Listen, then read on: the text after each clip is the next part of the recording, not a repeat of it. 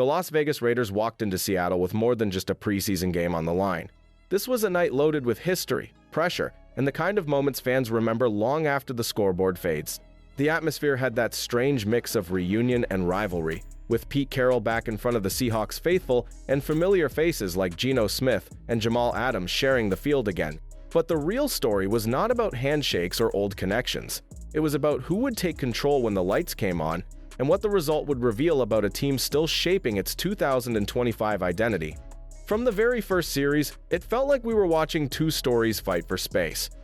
On one side, the Raiders looked like they were searching for rhythm, struggling to lock in the precision needed to keep drives alive.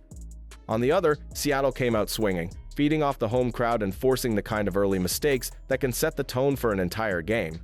Yet, even in that rocky start, you could sense that Las Vegas wasn't going to just fade into the background. There was a stubborn energy building, something waiting to break through when the right players stepped up, and that's exactly where this matchup turned from routine to unpredictable. The score sat tied at 23-23, but the real drama was hidden in the details that most box scores don't show. Penalties, dropped passes, and defensive lapses painted a first-half picture that was far from polished. Still, there was an undercurrent of potential moments where it felt like the Raiders were just one clean drive, or one big defensive stand away from flipping the game entirely. That's the tension that carried us straight into the first-half breakdown, where the mistakes and missed chances told a bigger story than the scoreboard ever could. But before we talk more about that, hit that like and subscribe button for more Raiders and all the NFL content. Can we get 350 likes on this video?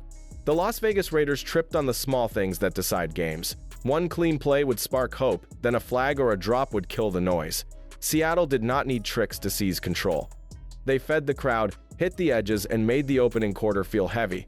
It was not panic. It was a warning that details still decide everything. The first drive told the story. A quick strike to Tre Tucker set a good tone, then a drop by Dante Thornton Jr. and another by Jakobi Meyers stalled the march.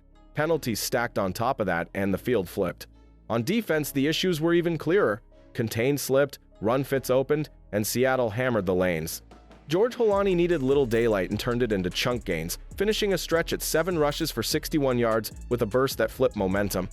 Geno Smith barely had time to show command, finishing 1 of 3 for 15 yards, which left no rhythm for the starters to build on. Now the question turns to operation, not hype. Can the line settle its communication and give Ashton Jeanty a crease to show why he was drafted? Can Chip Kelly speed up the early calls so Geno can stack completions and calm the game? The answers begin with the offense, the starters, and the run game, and that is exactly where we go next. Las Vegas needs a clean identity on offense, and it starts with pace. Quick calls, faster huddles, and easy throws can steady the group before the defense settles in. When the ball comes out on time, receivers snap back to the ball, and backs hit the crease without hesitation, the whole unit breathes. That tempo turns 3rd and long into 2nd and short, and it keeps Chip Kelly in control of the script instead of chasing it. Protection and communication are the backbone.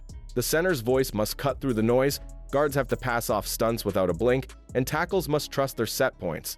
Motion can help reveal coverage, while screens and play action punish aggressive fronts. Ashton Jeanty does not need a dozen carries to matter. Give him angles in the flat, slip him on choice routes, and let him force missed tackles in space. That opens the middle for Michael Mayer, keeps Brock Bowers free on crossers, and gives Jakobi Meyers and Tre Tucker clean timing windows. If that rhythm locks in, everything else looks different, including how the staff evaluates the room behind the starter. The next question is simple and loud. When the ball is not in Geno Smith's hands, who keeps the offense calm and on schedule? The answer takes us to the most volatile part of the night, the Aidan O'Connell ride, and what it means for the depth chart. Aidan O'Connell's night started with the kind of throws that make coaches tighten their jaw. His first interception came on a deep ball that hung too long, letting the safety close in and pick off the target intended for Dante Thornton Jr. The second was a classic quarterback trap, staring down a route just long enough for Alex Bachman to jump in front. Those mistakes stalled promising drives and gave Seattle short fields to work with. What kept him in the conversation was how he answered after halftime. The jitters eased, his feet settled, and he began to move the ball with more confidence. The third-quarter touchdown drive, finished by Dylan Laub's short run, was built on quick reads and sharper decision-making. It showed that even after a rough opening stretch, O'Connell could gather himself and find a way back into rhythm when the pressure was still high. The bigger picture is about trust. Backup quarterbacks are judged by how quickly they can stabilize a game, and O'Connell gave both sides of that equation in one night. That contrast sets the stage for the most surprising performance of the evening, one that suddenly turned the QB2 discussion into a real contest. This is where Cam Miller enters the story. Cam Miller stepped onto the field with no time to waste and made every throw count. In a tight fourth-quarter spot, he completed 6 of 7 passes for 76 yards and capped it with a touchdown that tied the game. The defining play was a perfectly timed pump fake that froze the secondary just long enough for Shedrick Jackson to break free downfield. The ball dropped into his hands for a 41-yard gain, the kind of strike that turns a preseason game into a statement. What made his performance stand out was more than the numbers. Miller showed calm footwork in the pocket, clear eyes through his progressions, and the ability to deliver the ball without hesitation. Even under pressure, he adjusted protections, handled the silent count cleanly, and kept the offense moving without burning the clock. That kind of presence is rare for a quarterback stepping into late-game preseason reps, especially when the defense is chasing a win. The impact on the depth chart is impossible to ignore. Geno Smith's role is secure, but O'Connell's grip on the second spot now feels less certain. Miller's energy, accuracy, and composure have forced the coaching staff to take a longer look. The question now shifts to the other side of the ball, where bright defensive moments were mixed with glaring issues that still need answers. The Raiders' defense delivered moments that showed promise, but could not hide the gaps that Seattle kept finding. Jamal Adams, now working at weak side linebacker, played with a clear edge, reading runs quickly and finishing tackles with authority. Isaiah Pola, Mau's interception in the red zone was a momentum-shifting play, cutting off a drive that looked certain to end in points. Inside, Thomas Booker IV brought an early spark with penetration that disrupted blocking schemes, while Tonka Hemingway and Tyree Wilson added flashes of pressure off the line. The problem was consistency. Seattle found too many lanes on the ground, and edge contain was broken on multiple snaps, letting runs spill outside for extra yardage.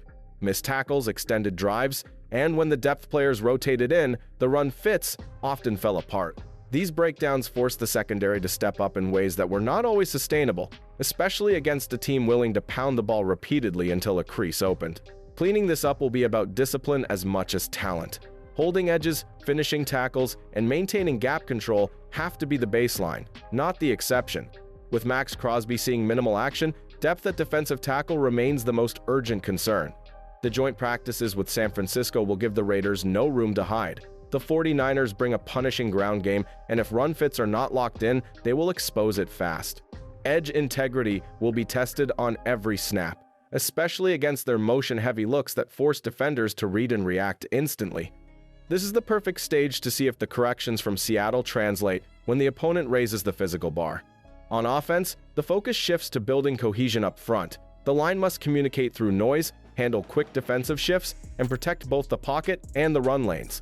The QB2 battle will be a storyline all week, with every rep for Aiden O'Connell and Cam Miller carrying weight in the staff's evaluation. Red zone efficiency, third down conversion, and clean operation will decide who climbs in trust and who slips.